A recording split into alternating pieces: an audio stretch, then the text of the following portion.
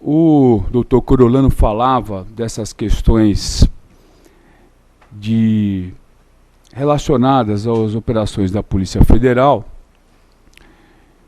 e me questionava, não é?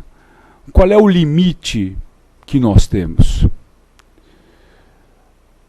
Os doutrinadores que vêm de escolas concorridas, escola alemã, por exemplo, às vezes pegam os contextos mais trágicos, que aterrorizam, que tiram o chão das pessoas, que tiram a paz das pessoas, pegam um contexto do terrorismo para justificar algumas medidas. Então é sabido que a política criminal voltada para o combate do terrorismo prescinde de limites que são previstos entre nós no texto constitucional. É sabido que quando falamos de internet e busca-se alargar incursões diligenciais, intervenções policiais, se pega o estereótipo de um pedófilo. E essas questões pontuais, porque o mundo ele não vive com relação à internet só de pedófilos. O mundo ele não vive só de terrorismo. Mas a gente vai incursionando nisso. Isso vai meio que nos tatuando. E a gente passa a incorporar esse discurso. No fundo, prova é uma discussão que se estabelece entre segurança e direitos individuais. No fundo, prova tem uma interrogação. Até onde nós vamos? Até onde nós podemos ir? Prova não está divorciado ou divorciada do artigo 1º do texto constitucional, que trata da dignidade da pessoa humana, de onde se abstrai o caráter ético. Nós estamos perdendo o caráter ético na produção da prova. Prova não prescinde do artigo 4º que trata dos direitos humanos. E para nós, no processo penal, direitos humanos significam os direitos individuais. Tem um artigo do professor Geraldo Aratucci, o professor Tucci ele vai tecer essas observações. Então, provar significa qual é o limite que o processo nos impõe para tanto. Só que processo não é apenas uma ritualística codificada numa legislação ordinária. Processo é Constituição. Então eu inicio a minha fala nesse contexto. Eu não posso avançar prescindindo, é dizer, dispensando desta configuração. Afinal de contas, se precisamos ir ao encalço da prova pericial para ser feita no computador, a primeira questão é: como eu vou obter esse computador? O Código de Processo Penal estabelece a busca e a apreensão. E aí surgem alguns limites. Não é? Poderia haver uma busca e apreensão sem mandado judicial? Uma busca e apreensão que venha a coletar o computador para eventual exame traria o limite constitucional suficiente para que aquela prova fosse recepcionada? Então nós começamos a observar, nesse particular, que se eu não respeitar o 240 e seguintes Código de Processo Penal, que determinam esses artigos, uma produção de prova mediante uma decisão judicial fundamentada pela autoridade judiciária competente, eu já não posso nem colher aquele computador. Segundo, para que eu venha a estabelecer uma prova pericial, é inimaginável que reconheçamos o aspecto interior daquele computador com relação às suas informações. E aí nós temos algumas questões a serem tratadas também. O processo penal, ele, nesse particular, ele nos dá uma referência com relação àquilo que seja necessário e suficiente para a obtenção da materialidade e dos indícios de autoria. Então, eu não poderia fazer uma apreensão, por exemplo, de computadores de maneira indiscriminada. Eu não poderia fazer uma apreensão de cartas de maneira indiscriminada. Mas eu poderia, sim, apreender as provas que fossem relacionadas com a investigação criminal. E, nesse particular, surgem outras questões. A gente vai abrindo janelas. A outra questão que se abre diz respeito ao contexto da participação do perito no inquérito policial e dos assistentes técnicos.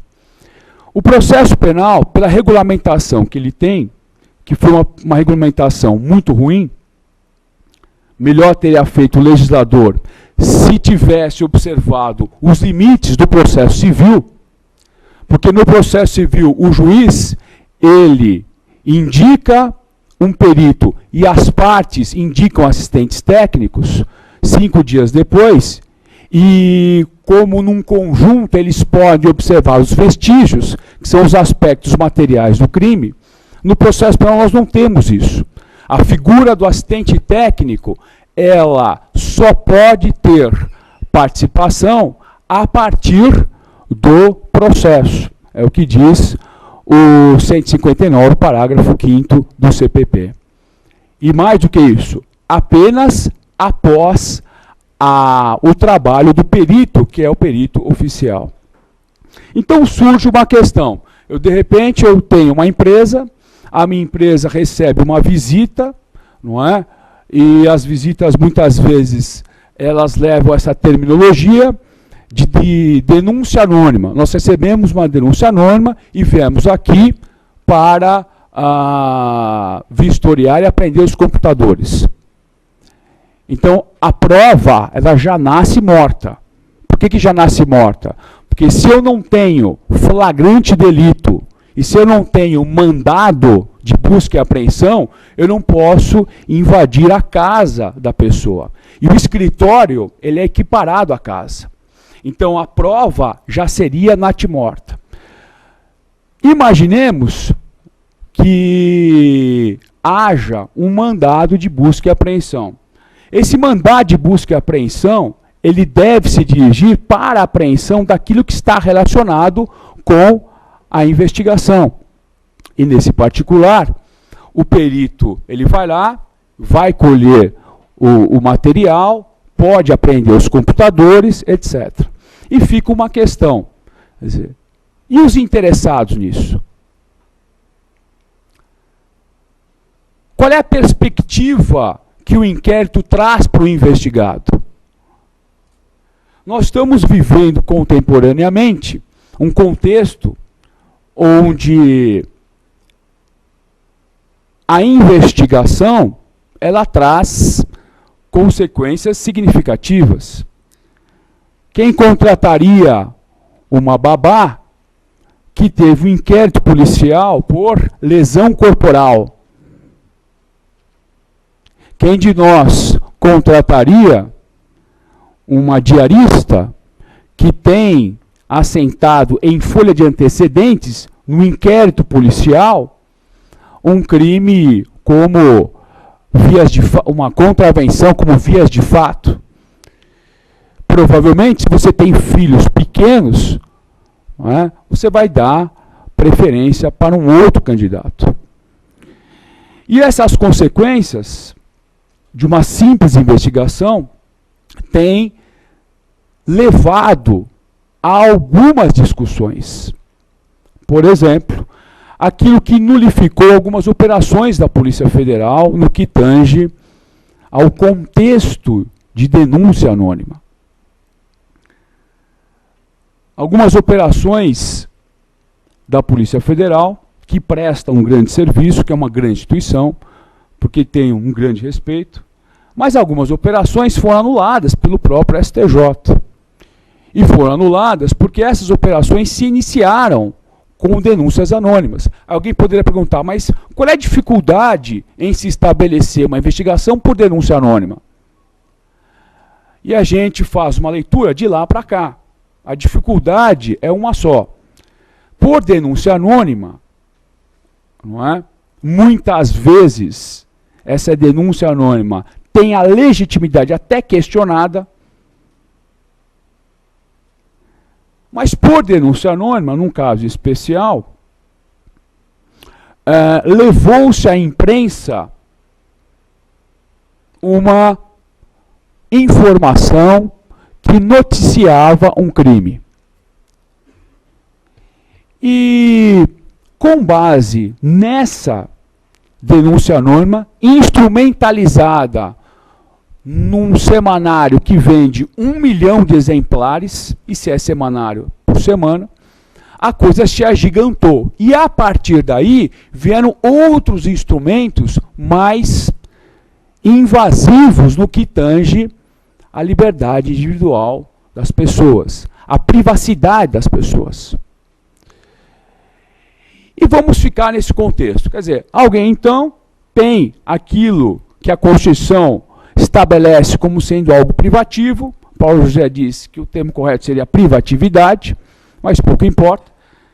Tem lá escutas telefônicas, tem meios extremamente invasivos que são cobertos pelo texto constitucional, que são amparados pelo texto constitucional, e ao final, então, imaginemos que numa situação como essa, o sujeito venha a ser absolvido. Quando alguém é absolvido, de um caso escatológico, a primeira coisa que ele vai pensar, depois de um processo extremamente tormentoso, porque o processo ele é muito oneroso, se a gente considerar a tramitação, se a gente considerar os aspectos emocionais, enfim. No final do processo, o sujeito ele é absolvido. Sendo absolvido, ele vai procurar quem deu início àquilo que nós chamamos de uma denunciação caluniosa. Então, afinal de contas, o meu nome foi instrumentalizado na mídia, o Brasil todo me tatuou como sendo um criminoso, e a partir de agora, então, que eu tenho uma sentença absolutória, eu vou me voltar contra a pessoa que fez a imputação, lá na fase do inquérito policial. E aí vai se observar, nós temos um contexto de uma denúncia anônima. Quer dizer, se volta contra quem? Se volta contra quem? Então, nós estamos nessa perspectiva com 5 operações renomadas aí que foram anuladas. E, senhores, prestem atenção. Quando se nulifica operações que foram noticiadas pela imprensa, os tribunais superiores estão dizendo o seguinte: nós temos limite.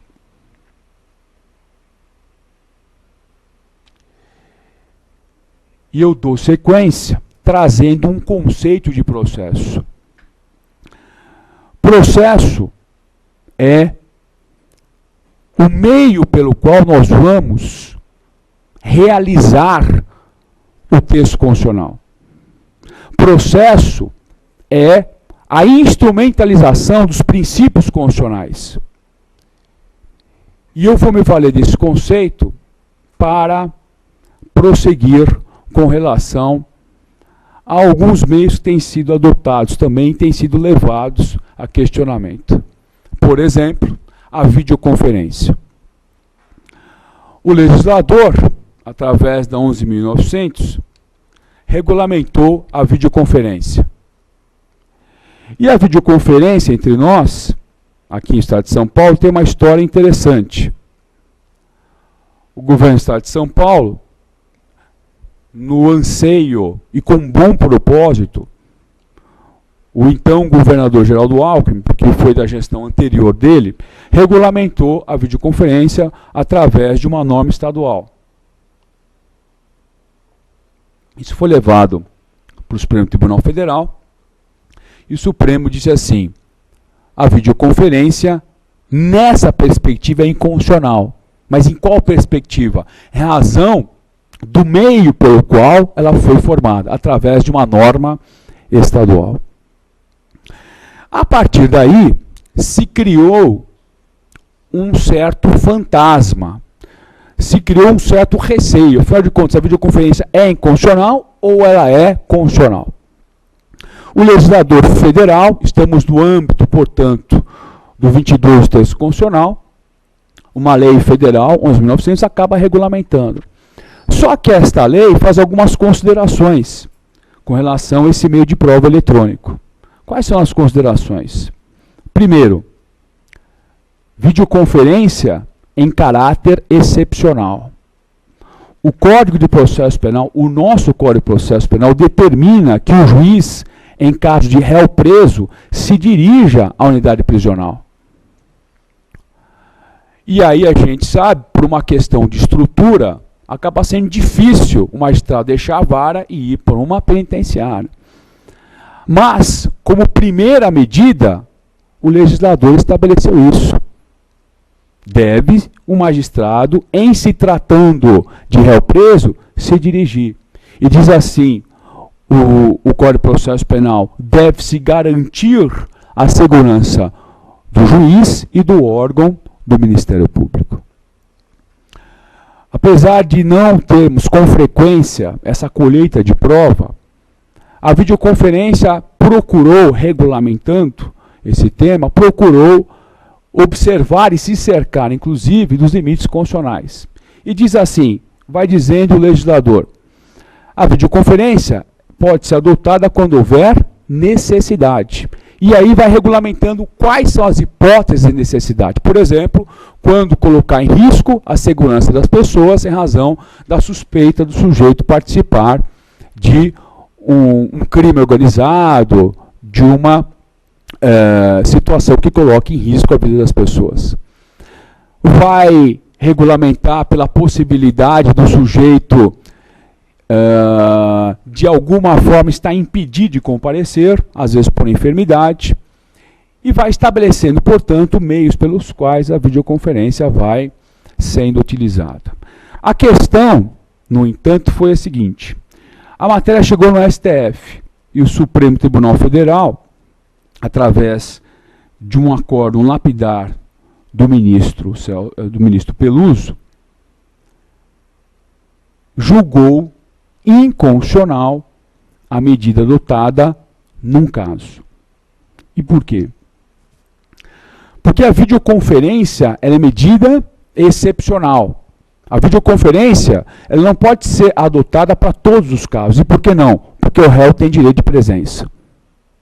Senhores, nós precisamos considerar que, primeiro, processo penal ele atinge o bem jurídico mais caro que uma pessoa tem. Depois da vida, é a liberdade. Aliás, o processo penal em tempo de guerra declarada, diz o texto constitucional, tem previsão para aplicação da pena de morte, inclusive. Excetuando esses casos, depois da vida, a liberdade é o bem jurídico mais caro. Ora, se eu pretendo a condenação de alguém, se há uma pretensão punitiva por crimes graves, que podem redundar em condenação de 40, 50 anos, nenhuma dificuldade em realizar o ius puniendi, nenhuma dificuldade. Mas eu preciso garantir, no mínimo, que esse sujeito que vai pegar uma pena de 40 ou 50 anos, que pelo menos tenha o direito de presença, que pelo menos ele possa presenciar a audiência, a coleta daquela prova, que pelo menos ele possa, de alguma maneira, contribuir para aquilo. Então, a videoconferência, ela está prevista, ela pode ser adotada? Pode ser adotada, mas somente em casos excepcionais. Nós temos também algumas questões que são próprias desse meio de sistemas de informações relacionados ao computador que geram alguma dificuldade com relação à coleta da prova. Doutrinadores mais experimentados nesse meio dizem assim, que a prova eletrônica ela tem algumas características que precisam ser analisadas. Isso acaba refletindo na maneira pela qual essa prova vai ser coletada. Por exemplo, falam em volatilidade, no sentido de perecimento. De fato, não é? A simples possibilidade, não é, de um site sair do ar, a simples possibilidade de se apagar informações do computador, por si só já desperta a atenção de um perito que precisaria desse material para fazer a sua avaliação. Além disso, eles trabalham com outra característica, a autenticidade. E aí, uma referência expressa ao contexto da própria autoria. Muitas vezes é difícil se identificar quem é o autor de fato dessa prova. E nós temos outras particularidades com relação à preservação dessas informações coletadas no computador. Então, surgem algumas dificuldades, a gente vai tentar contribuir isso para efeito de prova. Primeira situação, a questão do uso de ata notarial. Quem faz trabalhos científicos, quem tem essa atividade acadêmica um pouco mais intensa, quem leciona, quem é estudante, vai entender muito bem o que eu estou falando. Eu preciso fazer um trabalho de conclusão de curso. E aí, alguém vai dizer assim, olha, internet, de alguma forma, é uma ferramenta. Boa. Mas aí, se houver um orientador um pouco mais experimentado, ele vai dizer o seguinte, olha, tome cuidado, porque a página pode sair, pode ser retirada, pode ser derrubada.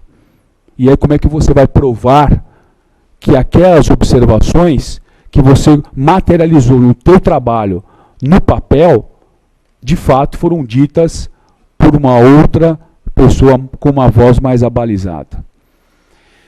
Então, há uma perspectiva que é até mais utilizada no âmbito civil, que é a questão do tabelião, de se chamar um tabelião, ele de frente a um computador, ele vai examinar aquilo ali. Afinal de contas, o que é que ele está vendo naquela tela?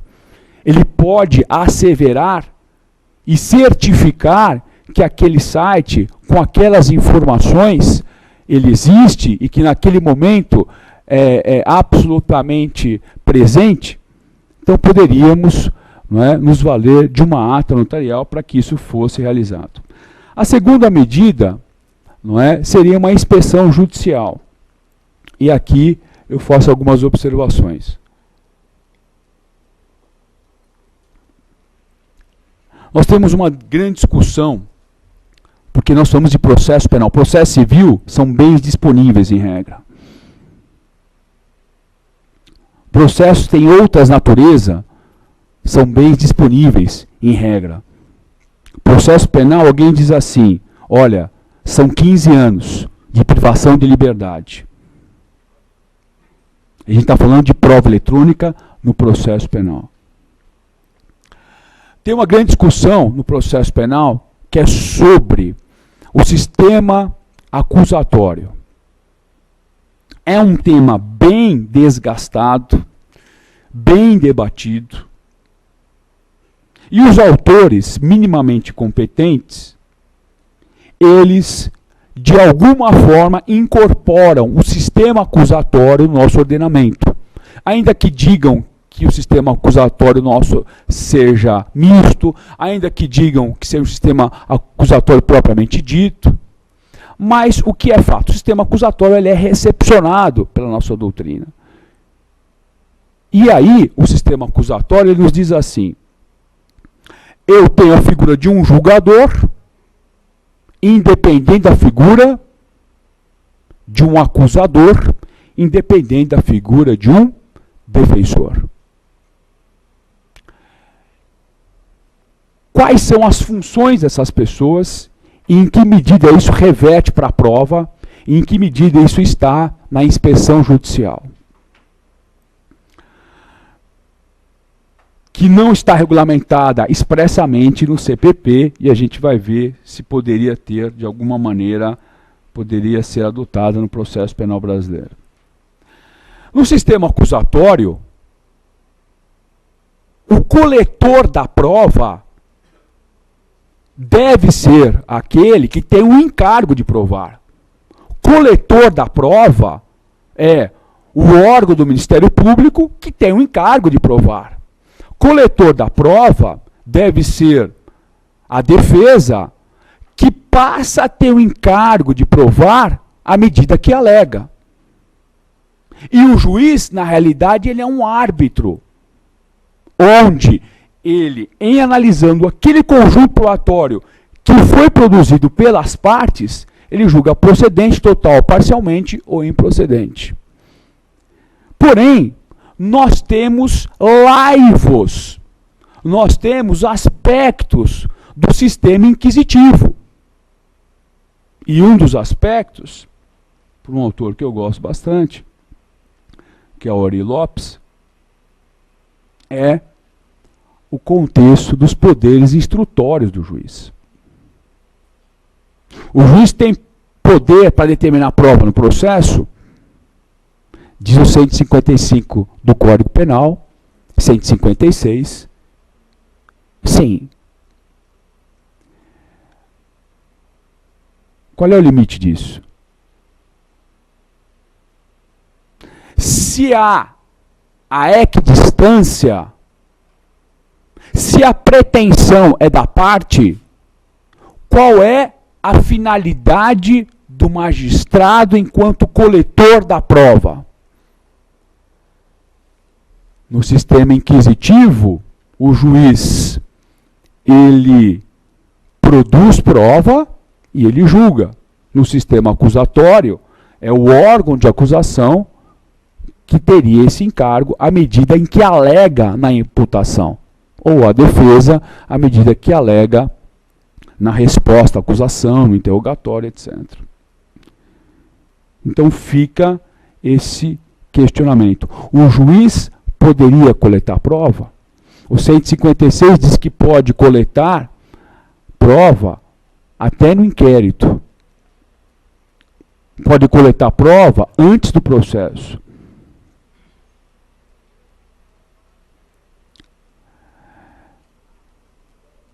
E a inspeção judicial entra nesse contexto. Quer dizer, se eu fosse partidário do sistema acusatório de maneira bem fechada, eu não poderia admitir produção de prova pelo juiz. Embora o 156 dê ao magistrado essa condição. Se de alguma forma eu incorporo o sistema misto, eu vou dizer, olha, os órgãos são independentes, mas o juiz tem poderes instrutórios. Considerando essa segunda possibilidade, o juiz ele poderia determinar diligências, 156, e nessas diligências ele poderia fazer a coleta dessa prova. E por que o juiz iria até o local? Porque alguns peritos dizem que, pela volatilidade da prova,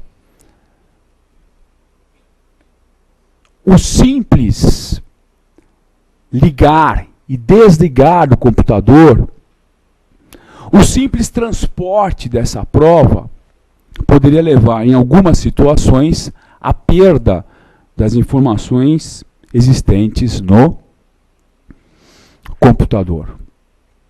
De qualquer forma, pelo artigo 156, aqueles que são partidários de um sistema misto, dando cumprimento aos poderes instrutórios do magistrado, estariam aí, nessa perspectiva, adotando a inspeção judicial, por analogia, já que o 156 fala de diligências. Um outro tema também correlato e complexo diz respeito às provas ilícitas, em especial as provas eletrônicas. Eu vou começar com Sepúlveda pertence. Dr. Fauzi foi ao Roda Viva, ele é presidente do STF, em 96. E ele foi instado a se manifestar sobre a questão da prova ilícita. Os jornalistas perguntaram para ele, Dr. Fauzi, Dr. Sepúlveda, prova ilícita vale? Ele disse assim, não, a Constituição veda. Aí os jornalistas perguntaram, e no caso de sequestro, que nós conhecemos por extorsão mediante sequestro? Ele disse o seguinte, aí eu sou obrigado a aceitar. Prova ilícita vale? O texto constitucional é expresso. A primeira referência que nós temos é a proporcionalidade. E a proporcionalidade, ela é aceita mais ou menos aceita quando se trata de recepcionar uma prova que em princípio seria ilícita, mas para demonstrar a inocência do acusado. Um exemplo simples, a hipótese de um sujeito que necessita fazer uma degravação de informações que estejam no computador de alguém, ele invade a casa de alguém, não tem mandado de busca e apreensão, uma prova ilegítima, o processo penal, vai lá e pega o computador, subtraindo, portanto, uma prova ilícita. Essa prova, ao mesmo tempo, é ilegítima e ilícita. E ele vai lá e diz, a prova da minha inocência é essa, sem autorização judicial, e produz nos autos. Os autores dizem assim, e eu cito até o livro da professora Ada Pellegrini, Antônio Scaranci Fernandes e Antônio Magalhães Gomes Filho, vão dizer, se for para a absolvição do réu, vale. Mas eu gostaria de apimentar com essa questão de Sepúlveda pertence, porque tem autoridade intelectual para falar e disse, nessa hipótese, contemporizando, disse, eu sou obrigado a aceitar.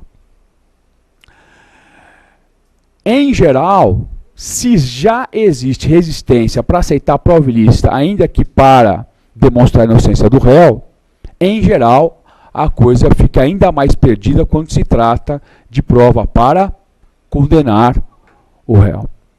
De qualquer forma, houve esse parecer em rede nacional e, vez por outra, se encontra um ou outro posicionamento doutrinário que acaba dando margem para isso. A partir daí, o legislador, e a partir de uma construção jurisprudencial, acabou regulamentando também as provas ilícitas por derivação. E o legislador entendeu por bem, em primeiro dizer, olha, prova ilícita por derivação não vale, baseada na teoria dos frutos da árvore envenenada, bem desgastada, bem conhecida, da Suprema Corte Americana. Se a origem é podre, o que decorre daquilo também não vale. Porém, há no Código de Processo Penal duas hipóteses onde a prova ilícita por derivação é recepcionada. Primeiro, quando não houver nexo de causalidade entre a prova ilícita e aquela que é derivada da ilícita. E segundo, também passa a ser recepcionada se houver uma fonte independente. Uma fonte independente é essa que nos leve à constituição do fato. Dois exemplos muito simples. Um agente da Polícia Federal ingressa na residência de alguém a pretexto de achar uma mídia, um CD, onde se contém informações, no contexto da prova eletrônica. Não vale se ele tortura e a partir da tortura ele obtém essa prova. O sujeito a condicionou, escondeu em algum lugar, mas identificou a partir da tortura. A prova não vale. Porém, se ele ingressa na casa da pessoa e depois por horas, perguntando, você tem aqui essa mídia, você tem esse CD, onde é que está isso? Se depois de horas ele acaba por identificar essa prova e já revoltado, porque ficou lá quase 6 horas atrás dessa prova, ele entrega para o outro agente e ele vai lá extravasar os seus sentimentos contra o morador, ele pode responder por abuso de autoridade, mas a prova vale. Por que ela vale? Porque eu não tive nexo de causalidade entre o emprego da tortura ou da violência, que seja, e a obtenção daquele meio.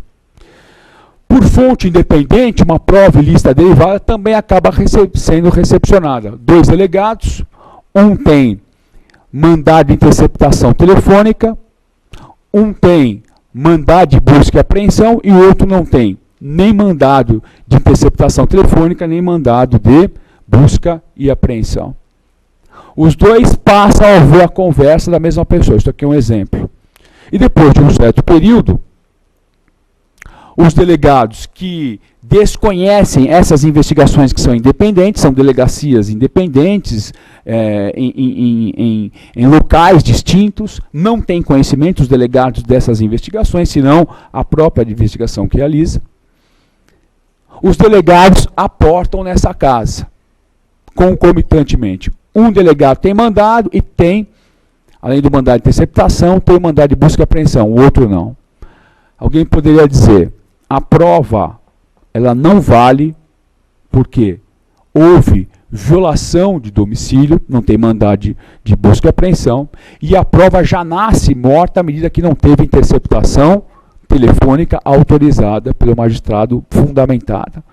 Mas aí diz o Código de Processo Penal, se houver uma fonte independente, como é o caso deste outro delegado, onde necessariamente se constituiria o fato, a prova, ela vale.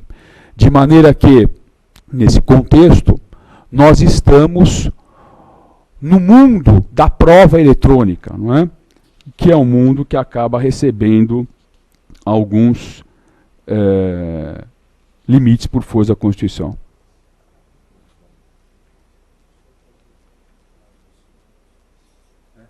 Então tá bom. Eu vou falar um pouco da questão da prova indiciária. O 239 do CPP, ele trata da prova indiciária. E prova indiciária segue um método indutivo. Eu vou partindo de circunstâncias especiais, que são circunstâncias conhecidas, que são circunstâncias provadas. A partir dessa reunião de circunstâncias conhecidas e provadas, eu passo a inferir, eu passo a tirar uma conclusão. Vou dar um exemplo simples dessa situação, depois a gente transporta isso para a prova eletrônica. Imaginemos o caso de um rapaz que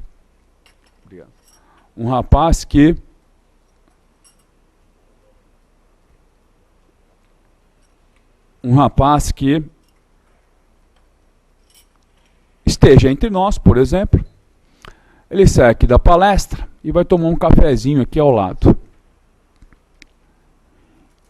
E esse rapaz ele é preso sob a imputação de um furto.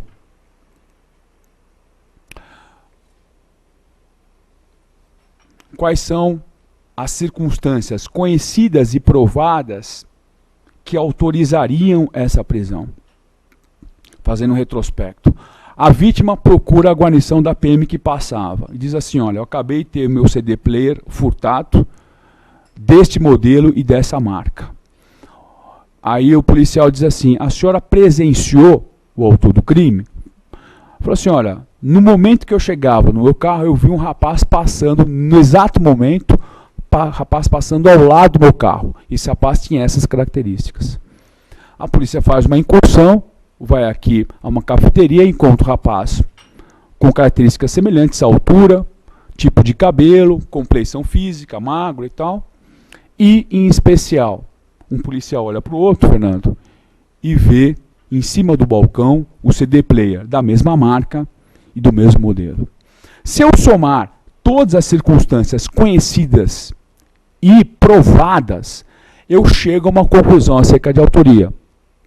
Prova indiciária é isso. Disse a vítima. Palavras textuais. O rapaz tem mais ou menos tanto de altura, tipo de cabelo e complexão física.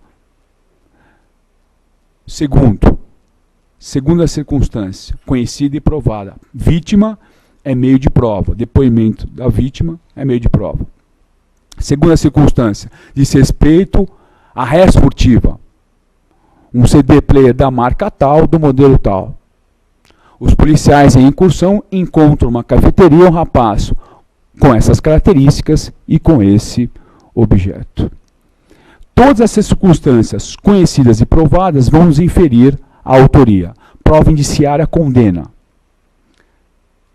Porém, a prova indiciária é o mais frágil dos meios dentre aqueles admitidos pelo legislador. E por quê? Porque é a mais subjetiva delas. E por quê? Porque o juiz pode levar uma prova indiciária tanto mais para cá, como tanto mais para lá. Esse rapaz na cafeteria é preso. Por isso que a prova indiciária admite a contraprova indiciária. Esse rapaz é preso. Ele diz o seguinte, doutor. Falou assim, olha, posso fazer uma ligação? Pois não, está no texto constitucional, comunicação familiar. Ele liga para a casa dele e diz assim, fala assim, mãe, vai até o meu armário, tem uma gaveta lá, você vai encontrar uma pasta azul. Traga essa pasta. Onde você está, filho? Eu estou aqui na delegacia, estou no primeiro distrito policial. Falei, o que você está fazendo aí? Não, a senhora traga essa pasta, depois eu explico para a senhora. A mãe leva a pasta e ele tira a nota fiscal de um aparelho que tem o mesmo modelo, a mesma marca, mas em especial o mesmo número de série. Prova indiciária leva à condenação. Porém, prova indiciária é a mais frágil, a mais subjetiva dentre os meios probatórios. E mais do que isso, a prova indiciária, ela admite a contraprova em razão desse contexto. No contexto da internet, a gente tem fake, a gente tem roubo de senha, a gente tem pessoas trabalhando com informações nossas e até distorcidas. Eu vou dar um exemplo para os senhores. Em crimes contra a honra, eu preciso analisar o ânimos criticandi, o ânimos jocandi, o ânimos narrandi, o ânimos corrigendi. Enfim, tem vários ânimos que retiram a carga criminosa dos crimes contra a honra. Então, por exemplo, se eu tenho um amigo dileto de 20 anos, há 20 anos eu convivo com esse sujeito, eu estou irmanado com ele, eu tenho uma ligação muito forte com ele. Eu posso dizer para ele, falar assim, ô moleque, você vai comigo lá na... Como dizem os jovens, né? Os novos jovens. Eu falo, ô moleque, você vai comigo lá na pizzaria? Eu falo, vamos lá, não tem problema. Agora, chamar de moleque um senhor de cabelos brancos, talvez não exista ofensa maior. Talvez.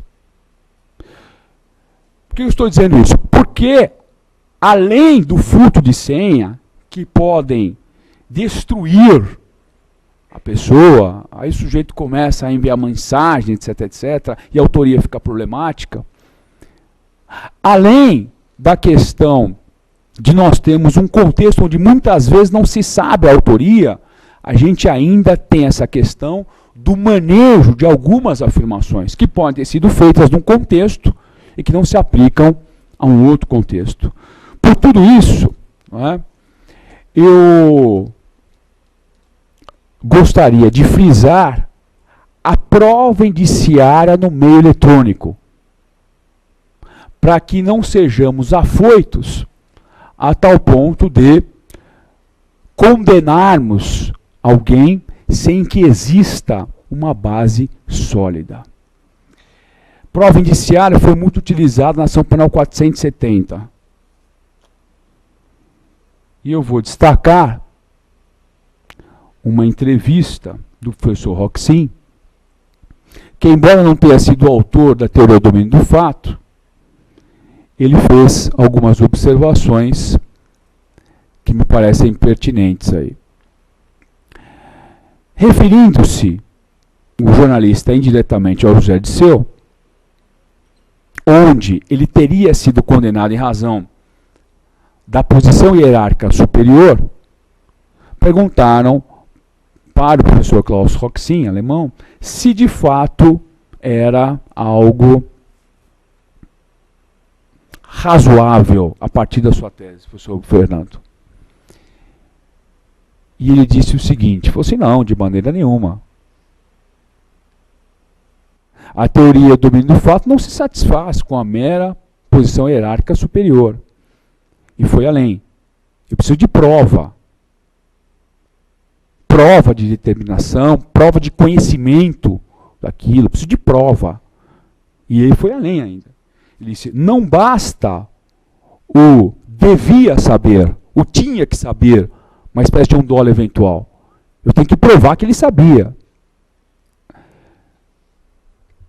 Então, eu não estou aqui a criticar a 470, mas eu estou querendo trazer situações que são extremamente problemáticas.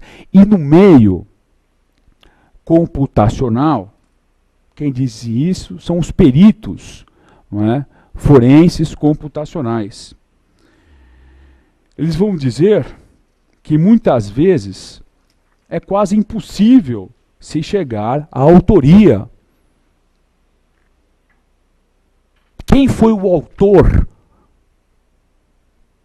daquele cybercrime?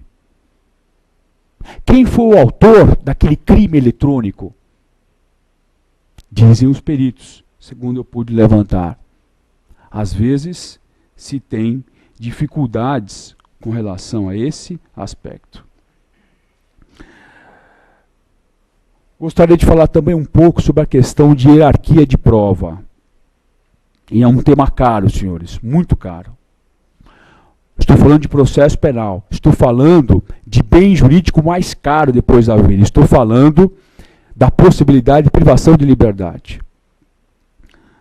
O nosso ordenamento jurídico, em princípio, não estabelece hierarquia de prova. Eu não tenho prova tarifada. O nosso sistema não é um sistema chamado da verdade legal, onde uma confissão vale mais do que uma testemunha, que vale menos do que uma prova pericial, que vale mais, por exemplo, do que um documento. O nosso sistema é um sistema onde não se tem hierarquia de prova, onde todas as provas, em princípio, estão no mesmo pé de igualdade. O nosso sistema é um sistema que não vai absolutizar provas. E nós estamos vivendo tempos muito problemáticos. E por quê? Aqueles que são fanáticos pelo sistema inquisitivo, o sistema inquisitivo, ele busca a verdade real a qualquer preço.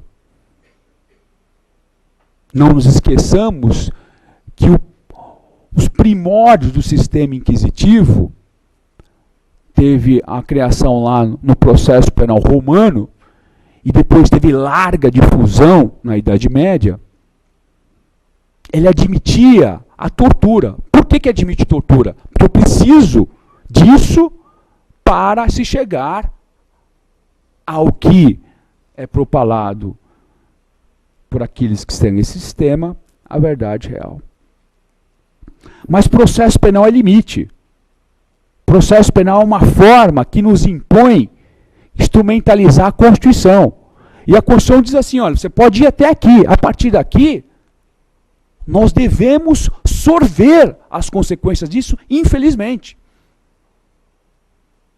Eu não posso admitir, em 2013, coisas que ocorreram de 64 a 85, senhores.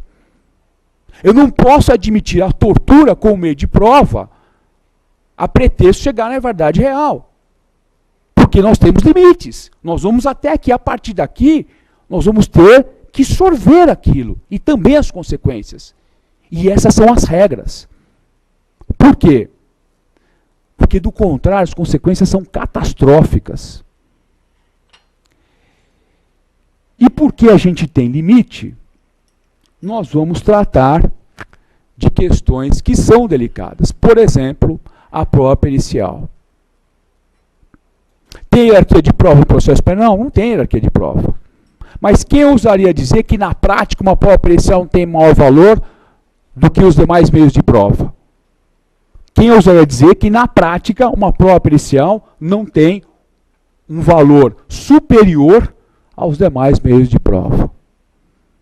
Conceitualmente, poderíamos dizer o conjunto probatório.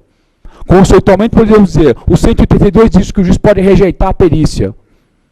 O único lugar que eu vi,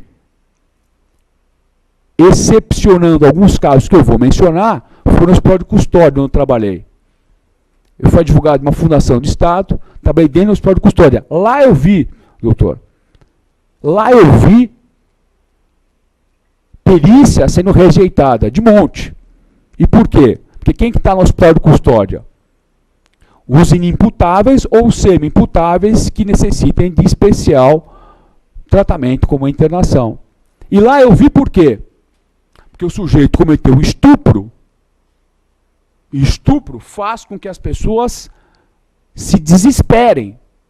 Aí o psiquiatra diz assim, doutora, dá um laudo. Cessou a periculosidade. Um laudo favorável. É chamado exame de cessação de periculosidade. Laudo favorável. Aí bate na vara de execução criminal o juiz. Não. Embora, como os senhores bem saibam, medida de segurança olha para o futuro, é uma prognose, é uma avaliação numa perspectiva de voltar a delinquir. A periculosidade é isso, perspectiva de voltar a delinquir. O juiz ele olha para o passado, mas a medida de segurança não olha para o passado. O juiz faz a mesma metodologia que ele faz para a pena. Ele vai dizer assim, o crime praticado foi grave. E ele rejeita o laudo. Ainda que ele não diga assim, eu estou rejeitando o laudo. Mas ele vai dizer assim, mantenha a medida de segurança. É o suficiente. O único lugar onde eu vi realmente laudos serem rejeitados. Mas, senhores, nós tivemos um caso emblemático aqui em São Paulo, do professor Marco Aurélio, que foi o caso da estação do metrô de Pinheiros. Lembra disso, doutor Fauzi? O Ministério Público teve uma participação digna de nota ali. A estação do metrô desaba.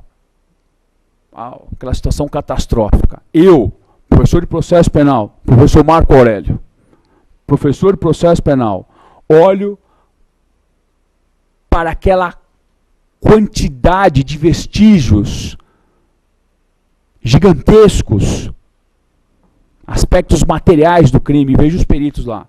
E eu falei, puxa, onde estão os assistentes técnicos? Mas segundo, o que mais me interessa não é isso. Isso é para justificar a importância do assistente técnico na fase do inquérito. Tem um acórdão relatado pelo ministro Gilmar Mendes, 92599, onde ele vai para a máxima efetivação das garantias fundamentais e admite assistente técnico no inquérito. 92599, se a memória não me falha, ministro Gilmar Mendes. Senhores, desaba a estação do metrô. Tempos depois, eu vou para o final já. A imprensa noticia. Quem estava construindo eram empreiteiras, construtoras. A imprensa noticia o seguinte, que houve rejeição do laudo pelo Ministério Público, isso é que eu li na imprensa, e porque os peritos estariam comprando apartamentos de 6 milhões. Eu não sei quais são os vencimentos líquidos de um perito, mas enfim. Alguém suspeitou dessa situação. Primeira observação. Não tem hierarquia de prova. E nós temos dificuldades em todas as carreiras, em todos os segmentos. Todos. A começar pela advocacia. Em todos. Primeiro dado. Segundo dado. Onde perícia costuma dar problema? Nós, advogados, somos leigos, absolutamente, em quase tudo, com exceção do direito. Você pega lá um laudo, esse caso aí da estação do metrô, o caso do templo que cai na aclimação, provavelmente você vai ter que ter um parecer de um físico, para calcular a força e energia, de um geólogo para calcular a questão da terra, de um engenheiro civil, você vai ter que ter geneticistas, você vai ter que ter legistas, é o que a gente chama capacitação técnica avaliada. Você vai ter que ter muita gente para fazer essa avaliação. E onde costuma dar problema? Em especial, divergência nas avaliações. Em que aspecto? A descrição nos leva a uma análise e, por decorrência, a uma conclusão. E vem alguém e diz assim, a descrição, inclusive, da metodologia. E conforme a metodologia empregada, as conclusões são absolutamente distintas. O MPF acabou manejando a impetração de mandados de segurança porque foram pagar indenizações em razão de desapropriação. Então, vou fazer exemplos aqui. O sujeito tem uma terra em São Roque com 200 metros quadrados na região rural de São Roque. Aí vai pagar uma indenização para ele por desapropriação. Vamos pagar lá 15 milhões. Aí alguém diz assim, mas puxa, um terreno de 200 metros na região rural de São Roque não pode custar mais do que 100 mil. E o interessante vem agora. Aí tem um perito que vai dizer o seguinte, com a formação, né, mais exata, vai dizer, olha, metragem, tanto. Valorização do terreno com o decurso do tempo. Valorização em razão da proximidade do meio urbano. Fator número tal. Regulamentação número tal. Aí ele vai dizer, o terreno vale 14.853,12 centavos. Qual é a dificuldade? Metodologia. O que nós entendemos disso? Nós, advogados, absolutamente nada. O que eu preciso? De um assistente técnico que vai me dizer, olha, o problema aqui é um problema de metodologia. Ele vem e diz assim, olha, a metodologia a empregar tem que ser essa, e não essa, por tais e quais aspectos. E aí, senhores, eu acabo tendo divergência. No processo penal, nós não temos a cultura do assistente técnico. E os peritos oficiais falaram por centenas de anos, isoladamente. No processo do trabalho, se um sujeito cai num tanque, nós vamos ter o perito, que é oficial, os assistentes técnicos que vão lá, que vão observar. Se no processo civil, você precisa demolir uma casa, vai o perito, que é oficial, os assistentes técnicos vão discutir, vão contribuir entre si, vão apresentar pareceres e laudos separados, ótimo. Riqueza de informações. No processo penal é fechado a 7 chaves. Assistente técnico, pelo 159, parágrafo 5º, atua no processo. E pior, assistente técnico atua só depois da avaliação do perito. Por que eu estou falando do assistente técnico e de perícia? Primeiro, não tem hierarquia de prova. Não posso absolutizar a prova. Não posso absolutizar a prova. Não temos cultura no processo penal de questionamento de perícia oficial. Essa cultura passa a ser instituída a partir de 2008. Que até então nós temos pífios resultados e manifestações em razão disso. Terceiro, cuidado com relação ao aspecto conclusivo de um laudo. Eu tive a oportunidade muitas vezes de ler algumas degravações, não é, da própria Polícia Federal, eu conversava com o professor Barreira. Primeiro, quando você... A degravação é a materialização da escuta telefônica. Não é? Então, quando você vai tentar identificar uma pessoa, como você não tem parâmetros visuais, você vai pela voz. E alguns assistentes técnicos acabaram por derrubar alguns laudos exatamente em razão dessa frequência, que acabou sendo questionada em razão de não poder ser individualizada para aquela pessoa. Mas eu gostaria de deixar aqui essas informações, qual sejam. Primeiro, não temos hierarquia, embora na prática os laudos têm basicamente substituído a atividade jurisdicional e também a questão da figura do assistente, que para nós é muito cara. Eu, como mencionado, até compreendo situações muito delicadas. É lógico que situações de desassossego acabam por nos levar a um desejo de uma resposta criminal. Então é óbvio que se eu tenho um quadro no contexto de 2006, que foram os ataques de uma facção criminosa, é óbvio que todos nós aqui que temos esposas, filhos, é óbvio que eu quero uma cidade segura.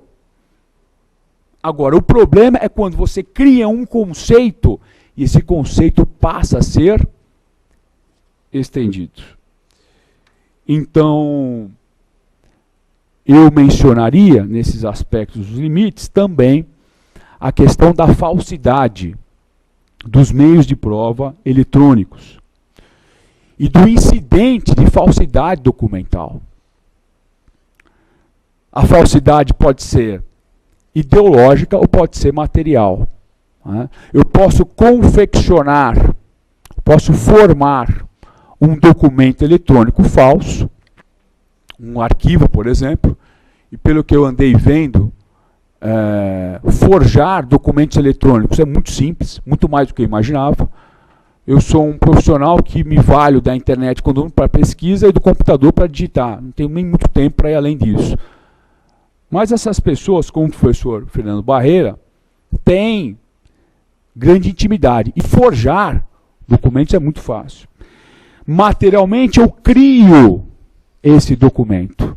Ideologicamente, eu vou alterar o conteúdo ideativo desse documento. Documento forjado leva a administração da justiça em prejuízo.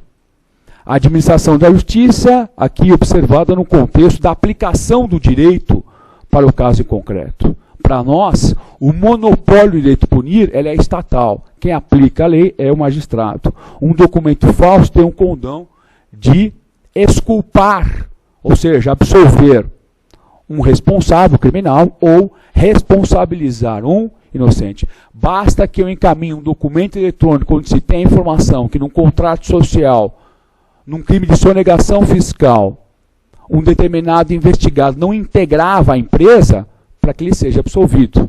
Imaginemos um crime de sonegação fiscal. Nós vamos imputar esse crime a quem? A quem figura no contrato social, não pagou tributo. Os sócios daquela empresa serão responsabilizados. Muito bem. Eu, de maneira espúria, encaminho um documento eletrônico e nesse documento eu, de maneira falsa, portanto, digo que um dos averiguados não integrava o contrato social à época da sonegação fiscal. Portanto, ele vai ser, ou a possibilidade de ser absolvido é significativamente grande.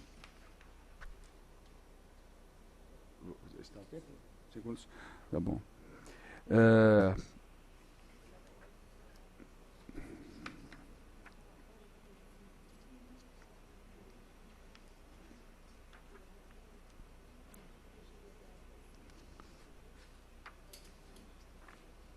Eu teria muitas outras coisas para falar, mas de qualquer forma vamos abrir para as perguntas. Só que eu gostaria de deixar apenas essa mensagem, né? Que é a mensagem da perda da forma. Para nós, a forma do processo penal, ela é a garantia que nós temos. Para nós, a forma do processo penal, ela é o limite do ius puniendi, do direito de punir. Para essa palestra, o limite do ius persequendi, do ir ao encalço da prova, e do ius punitionis, do direito de executar a pena. Forma no processo penal significa não só a maneira pela qual a norma se externa. Eu não tenho uma forma no processo penal porque é esteticamente mais adequada, mas porque ali se concentram garantias.